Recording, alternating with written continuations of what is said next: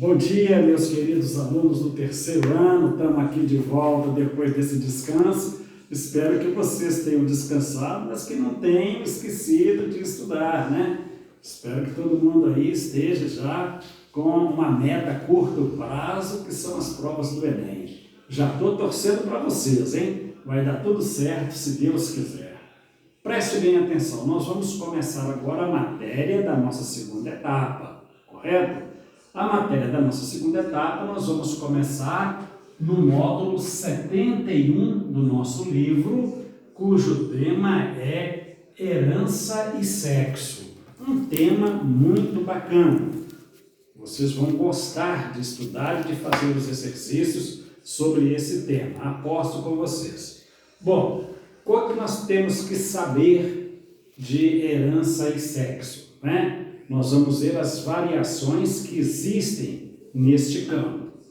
Nosso organismo, nosso corpo, ele é constituído das chamadas células somáticas. São 40, essas células têm 46 cromossomos. Cada célula somática possui 46 cromossomos. Só que nós temos um par cromossômico que é o chamado cromossomo sexual, não é? Então, esse par sexual, ele tem uma diferença no sexo masculino e no sexo feminino. Então, quero que vocês prestem atenção nessas notações aqui. Então, a nossa célula somática, as células do nosso corpo, não é? Ela é expressada, né, pela essa equação aqui, 2n igual a 46. Esse n é a carga diploidia que vem do espermatozoide e do óvulo. Então, por isso, 2n. Um n vem do espermatozoide, o outro n vem do óvulo.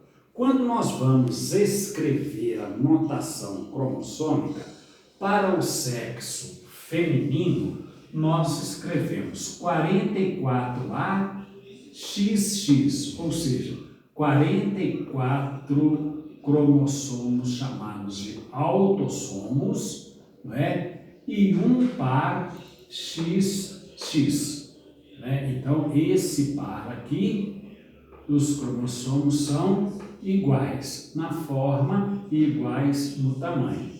Iguais também nos alelos que eles trazem, nas características que eles trazem. Já o sexo masculino, nossa notação é 44AXY, ou seja, 44 cromossomos autossomos e um par XY, que é o par heterossexual. Eles são diferentes na forma, diferentes no tamanho e tem parte não homóloga, ou seja, que trazem características que não repetem um no outro. Eu vou mostrar para vocês aqui. Esses pares sexuais, né, são os nossos gametas, as células sexuais chamadas de gametas. O sexo feminino, ele produz o gameta que leva o cromossomo X feminino. Esse gameta é o óvulo. Então, o óvulo ele tem 22 cromossomos autossomos mais o cromossomo X. Enquanto que o espermatozoide tem 22 autossomos, 22 cromossomos autossomos e o cromossomo Y. Então, como vocês podem observar aqui, quem determina o sexo é o espermatozoide. Se nós tivermos o espermatozoide, né, com o par Y, ele vai fazer nascer um menino. Se for X, vai nascer uma menina. Qual é essa diferença? Esse cromossomo, eles são diferentes, como eu disse, na forma e no tamanho. Então, as características que estão nessa parte aqui do cromossomo X, eles estão apenas na parte não homóloga do cromossomo X. E aqui na parte não homóloga do cromossomo Y. Aqui na parte homóloga. Então, você vai ter o mesmo tipo de herança que nós já estudamos. No caso específico, quando aquilo que nós estamos estudando, seja uma característica, uma anomalia como o daltonismo, ou mesmo uma doença como a hemofilia, de que ela está nessa parte não homóloga do cromossomo X aqui, o que nós temos? Nós temos uma herança ligada ao sexo, né? Quando está aqui, é outro nome que vai receber e nós vamos ver na aula para frente. Então, na aula de hoje, nós vamos falar da herança ligada ao sexo, ou seja, na parte não homóloga do cromossomo X. O que isso vai nos oferecer de condições ou de hipóteses para a gente estudar? Então, preste bem atenção. A célula feminina, na parte do cromossomo sexual, ela pode ser de 3 tipos diferentes. Ela pode ter, em ambos os cromossomos X, o mesmo fator, no caso aqui dominante, o mesmo fator, no caso aqui recessivo, e o mesmo fator, no caso aqui em heterozigose. Então, nós podemos ter no par sexual feminino a condição homozigoto dominante, homozigoto recessivo e heterozigoto. Já na parte masculina, nós só podemos ter o N-zigoto.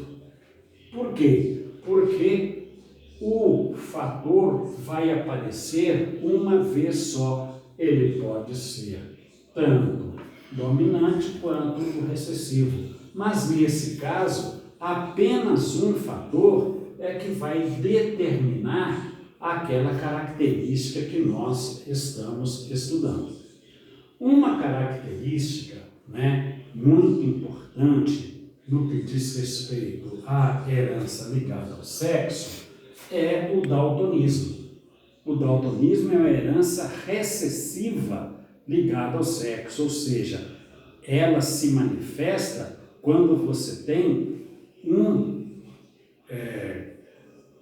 gene recessivo ligado no cromossomo X, porque no cromossomo Y ele não vai aparecer porque é a parte não homóloga do X que tem. Então, o que é o daltonismo? O daltonismo não é uma doença, o daltonismo é uma anomalia onde a pessoa tem uma confusão na identificação de cores, principalmente o verde, o vermelho, pode acontecer também no amarelo e no azul, mas o mais comum é no verde e no vermelho. A pessoa não distingue o verde e o vermelho, Tanto é que os sinais de trânsito têm sempre, em todas as partes do mundo, a mesma posição do verde, do amarelo e do vermelho, para que as pessoas daltônicas possam identificar a luminosidade, e ter o amarelo no meio ali para diferenciar. Então, o daltonismo é uma anomalia, não é uma doença.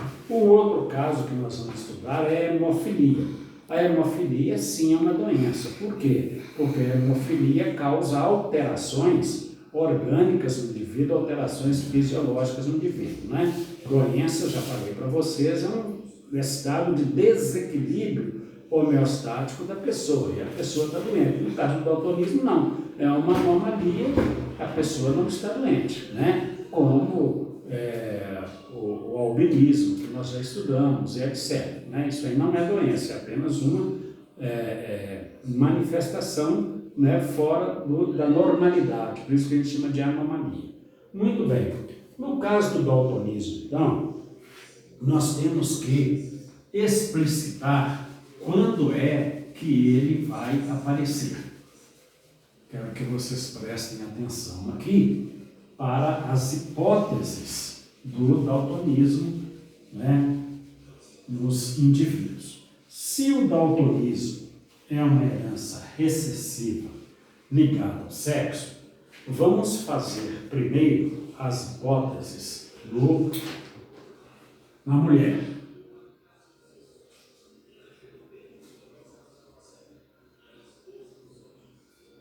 Que é o grupo X. Então, nós podemos ter a mulher, nós vamos representar o daltonismo por D dominante e o Dzinho recessivo. A gente coloca aqui em cima do X para determinar que ele está no cromossomo X. Então, nós podemos ter as seguintes características do daltonismo. Nós podemos ter assim,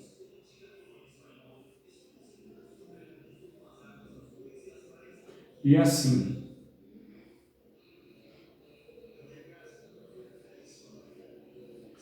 Em ambos os casos aqui, essa mulher, ela é normal.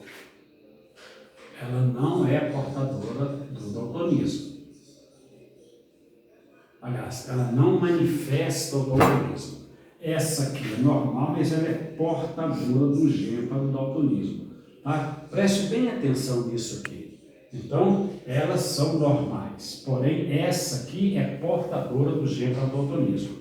Enquanto que neste caso aqui, ó,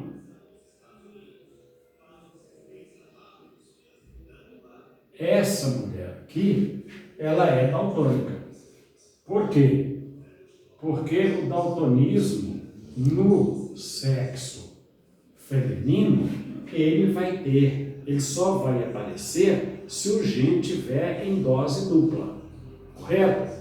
Por isso que nós vamos ter mais homens daltônicos do que mulheres daltônicas. Então, no caso do masculino,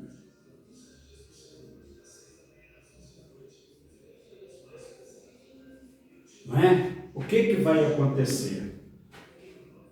O daltonismo só aparece no X. Então, se o homem é XDzão Y, ele é normal.